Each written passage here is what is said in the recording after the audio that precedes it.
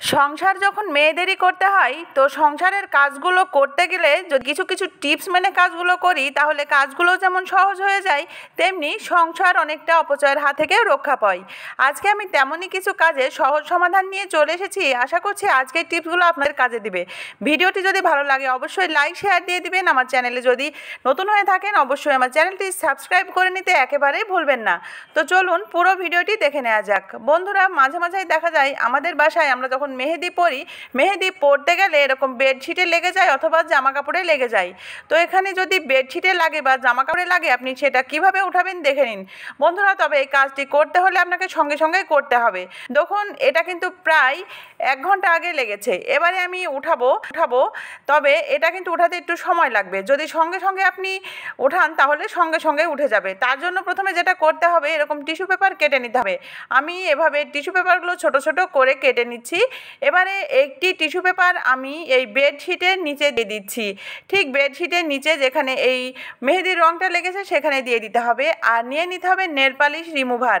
তো আপনার বাসায় যেই ব্র্যান্ডের নেল পালিশ রিমুভার থাক কোনো সমস্যা নেই, সেই ব্র্যান্ডের নেল পালিশ রিমুভার নিয়ে নেবেন আর এই মেহেদির ওপর দিয়ে দিবেন আর এভাবে টিস্যু পেপার দিয়ে মুছতে থাকবেন।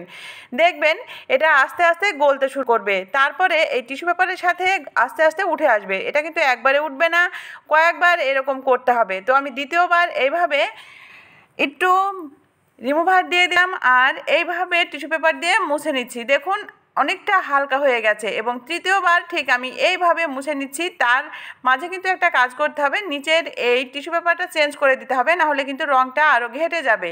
তো আমি টিস্যু পেপারটা চেঞ্জ করে দিলাম, আবারও এইভাবে রিমুভার দিয়ে এভাবে মুছে নিচ্ছি।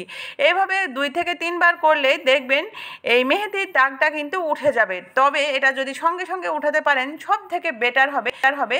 যেহেতু প্রায় 1 ঘন্টা পার হয়ে গেছে, এটা উঠাতে কিন্তু আমার একটু সময় লাগছে। দেখুন তবুও কিন্তু আমি উঠিয়ে ফেলেছি। আর হালকা পাতলা যে দাগটুকু লেগে আছে সেটা কিন্তু আমি এই যখন বেডশিটটা ধুয়ে নিব তখন একেবারে ক্লিন হয়ে যাবে। আর যে কোনো দাগ উঠাতে কিন্তু আপনারা যদি এটা ধুয়ে রোদে দেন তাহলে দেখবেন আরও ধবধবে সাদা হয়ে যাবে। সাদা কাপড় তো সাদা হবেই। তো দেখুন এই দাগটা কিন্তু আমি অনেকটাই উঠিয়ে নিয়েছি। কত সহজেই আমি উঠিয়ে ফেললাম। অবশ্যই আপনারা ট্রাই করবেন এরকম মেহেদি কখনো যদি বেডশিট অথবা জামা কাপড়ে লেগে যায়। এবার চলে যাচ্ছি পরবর্তী টিপসে। বাচ্চারা তো স্কুলে জুতা ময়লা করেই, আর যদি হয় সেটা সাদা জুতো তাহলে তো আর কোনো কথাই নেই। তো মাঝে মাঝে দেখা যায় বৃষ্টির সময় এরকম সাদা জুতো পরিষ্কার করা কষ্ট হয়ে যায়।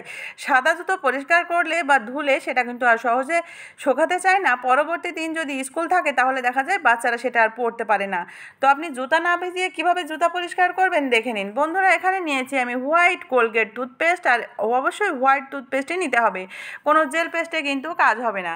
এবারে আমি এই স্কুলের জুতোটাই লাগিয়ে দিচ্ছি। একটি পুরনো ব্রাশের সাহায্যে এভাবে লাগিয়ে দিতে হবে। লাগিয়ে এটা রেখে দেওয়ারও প্রয়োজন পড়বে না। তো আমি একটা জুতো পরিষ্কার করে আপনাদের দেখাচ্ছি। এভাবে কিন্তু আপনারা দুটো জুতোই পরিষ্কার করতে পারবেন। তো এভাবে আমি দুটো জুতোই লাগিয়ে দিচ্ছি। লাগিয়ে দেওয়ার পরে আমি নিয়েছি একটি নেটের ব্যাগ। আপনারা চাইলে যে কোনো ভেজা কাপড়ও নিতে পারেন, তাতেও কোনো সমস্যা নেই। তো আমি একটি নেটের ব্যাগ ভিজিয়ে নিয়েছি। যেহেতু নেটের ব্যাগগুলো একটু ধারালো টাইপের হয়, তো সেগুলোই কিন্তু সুবিধাটা বেশি হয়। তো এভাবে আমি দুটো জুতোই সুন্দর করে লাগিয়ে নিলাম। নেওয়ার পরে এই নেটের ব্যাগটা দিয়ে জাস্ট একটা ঘষা দিচ্ছি। দেখুন একেবারে চকচকে ঝকঝকে, মনেই হবে না যে জুতোটা পানি দিয়ে ধোয়া হয়নি, একেবারে ক্লিন হয়ে যাবে। আর জুতো বারবার পানি দিয়ে ধুলে কিন্তু জুতোর আঠাগুলো উঠে যায়, সেক্ষেত্রে জুতো কিন্তু বেশি দিন টেকসই হয় না। তাই আপনি এইভাবে যদি জুতা ক্লিন করে দেন তাহলে দেখবেন জুতোটাও যেমন টেকসই হবে, সেই সাথে জুতোটা কিন্তু অনেকটা ক্লিনও হয়ে যাবে। আপনি পার্থক্যটা নিশ্চয়ই বুঝে গেছেন জুতো না ভিজিয়ে কিভাবে জুতো ধবধবে পরিষ্কার করা যায়। পাশের জুতোটা কিন্তু আমি এখনও ক্লিন করি নাই, আর এই জুতোটা আমি ক্লিন করেছি। দেখুন কত সহজেই একেবারে ধবধবে সাদা হয়ে গেল। এভাবে আপনারা বর্ষাকালে কিন্তু জুতো ক্লিন করে দিতে পারেন। তাহলে বাচ্চাদের জুতো পরিষ্কার নিয়ে আপনাদের আর টেনশন করতে হবে না, কষ্ট করতে হবে না। আপনি খুব সহজেই এইভাবে জুতো ক্লিন করে নিতে পারবেন। এই টিপসটা অনেক কার্যকারী, আপনারা অবশ্যই বাসায় ট্রাই করবেন। আর কেমন উপকার পান আমাকে জানাতে একেবারেই ভুলবেন না। শুধুমাত্র বাচ্চাদের জুতোই পরিষ্কার করতে হবে এমন নেই, বড়দের জুতো অনেক সময় দেখা যায় এরকম ময়লা হয়। তাই আপনি খুব সহজেই কিন্তু এভাবে ক্লিন করে নিতে পারবেন। এবারে চলে এসেছি পরবর্তী টিপসে। আমাদের বাসায় দেখা যায় ইনডোর প্ল্যান্ট থেকেই থাকে। আমরা যারা গৃহিণীরা দেখা যায় ঘরে অনেক সময় মানি প্ল্যান্ট ব্যবহার করি, মানে মানি প্ল্যান্ট লাগিয়ে রাখতে পছন্দ করি, এতে কিন্তু ঘরের শোভা বৃদ্ধি হয়। তো মানি প্ল্যান্ট দীর্ঘদিন ছায়ায় থাকতে থাকতে এর কিন্তু স্বাস্থ্য খারাপ হয়ে যায়, পাতার স্বাস্থ্য নষ্ট হয়ে যায়। তো সেটা আপনি ফিরিয়ে আনার জন্য কি করবেন, এখানে নিয়েছি আমি 1 চা চামচ পরিমাণ দুধ, আর কাঁচা দুধ ব্যবহার করতে হবে। সেই সাথে নিয়ে নিলাম আমি 250 ml পানি। এখানে 500 ml পানি নিলেও চলবে, কিন্তু দুধের পরিমাণ বেশি দিলে গাছে পিঁপড়া লেগে যাবে, পাতাগুলো নষ্ট হয়ে যাবে।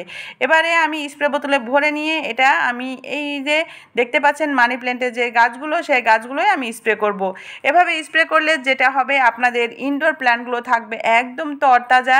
এটা কিন্তু আর মুছে যাবে না, আর পাতাগুলো যে স্বাস্থ্য খারাপ হয়ে যায়, লাল হয়ে যায়, সেটাও হবে না। তবে আমি বারবারই বলে দিচ্ছি, আপনারা কিন্তু কখনোই বেশি দুধ ব্যবহার করবেন না। বেশি দুধের পরিমাণ হয়ে গেলে কিন্তু গাছের পাতায় পিঁপড়া লাগবে এবং পাতাগুলো কুঁচকে যাবে। আপনারা চাইলে এখানে সামান্য হলুদের গুঁড়ো ব্যবহার করতে পারেন, তাহলে আরও উপকার পাওয়া যাবে। দেখুন আমি কিন্তু ছোট্ট ছোট্ট বোতলের ভিতরে বা কাপের ভিতরে আমি এভাবে মানি প্ল্যান্ট লাগিয়ে রেখেছি। কতটা স্বাস্থ্য ভালো আছে। আমি মাঝে মাঝেই কিন্তু এটা স্প্রে করি। আপনারা অন্তত সপ্তাহে 1 দিন এটা স্প্রে করবেন, দেখবেন এর স্বাস্থ্য কত ভালো থাকে। এটা অনেকটা ফার্টিলাইজারের কাজ করে। এটা হোমমেড ফার্টিলাইজার, এ গাছের পাতাকে কিন্তু সতেজ রাখতে সাহায্য করে। তো এভাবে আপনারা আপনাদের বাসার যে কোনো ইনডোর প্ল্যান্টে দিয়ে দিবেন, দেখবেন কতটা ভালো থাকে। এটা অনেক উপকারী একটি টিপস, অবশ্যই ট্রাই করবেন। এবারে চলে যাচ্ছি পরবর্তী টিপসে। আপনারা কখনো রান্নার সময় গ্যাসে সিলিন্ডারে কাপড় ব্যবহার করেছেন? আমরা যখন রান্না করি তখন মাথার মধ্যে একটা টেনশনই কাজ করে, সিলিন্ডারে গ্যাস শেষ হয়ে যাবে না তো? সিলিন্ডারের গ্যাস শেষ হয়ে গেলে কিন্তু রান্নাই বন্ধ হয়ে যাবে। আবার কখন সিলিন্ডারের গ্যাস নিয়ে আসবো, তারপরে রান্না করব। যারা সিলিন্ডারে গ্যাস ব্যবহার করেন তারা কিন্তু এই টিপসটি অবশ্যই মাথায় রাখবেন। তো বন্ধুরা, রান্না বান্না করার সময় যদি আপনারা একটা কাজ করে নেন, তাহলে দেখবেন গ্যাস সিলিন্ডারে গ্যাস কতটুকু আছে আপনারা নিজেরাই বের করে নিতে পারবেন। তার জন্য আপনাকে একটি কাপড় ব্যবহার করতে হবে। এখানে আমি একটি কাপড় নিয়েছি আর কাপড়টা ভিজিয়ে নিয়েছি। আর খুব বেশি চেপা যাবে না, হালকা হালকা চেপে নিতে হবে। নেওয়ার পরে এটা দিয়ে আপনারা গ্যাসের সিলিন্ডারটা মুছে নেবেন। তো দেখুন আমি গ্যাসের সিলিন্ডারের কাছে চলে এসেছি। এবার এটা আমি এভাবে মুছে দিচ্ছি। মুছে দিতেই আপনারা চমকে যাবেন, অবাক হয়ে যাবেন যে কিভাবে আপনারা বুঝবেন গ্যাসের সিলিন্ডারে কতটুকু গ্যাস আছে। দেখুন এইভাবে মুছে আমি কিছুক্ষণ অপেক্ষা করব। অপেক্ষা করলেই বোঝা যাবে গ্যাসের যেই সিলিন্ডারের ফাঁকা অংশটা আছে, সেই ফাঁকা অংশটা দ্রুতই শুকিয়ে যাবে। আর যেটুকুই গ্যাস ভর্তি আছে সেই জায়গাটু শুকাতে সময় লাগবে। সেক্ষেত্রে আপনি বুঝে নিতে পারবেন আপনার সিলিন্ডারে কতটুকু গ্যাস আছে। আর প্রতিটা গৃহিণীদের জন্য এই টিপসটা কিন্তু খুবই উপকারী, জানা প্রয়োজন। কেননা আমরা এই সমস্যায় মাঝে মাঝে পড়ি, বুঝতেই পারি না আমরা কতটুকু গ্যাস এখানে রয়েছে। তো আশা করছি আজকের এই ভিডিওটি আপনাদের কাজে দিবে। ভিডিওটি যদি ভালো লাগে লাইক শেয়ার দিয়ে দিবেন। সবাই ভালো থাকবেন। চলে আসবো নিত্য নতুন টিপস নিয়ে। সে পর্যন্ত বিদায় নিয়ে নিচ্ছি। আল্লাহ হাফেজ। আসসালামু আলাইকুম।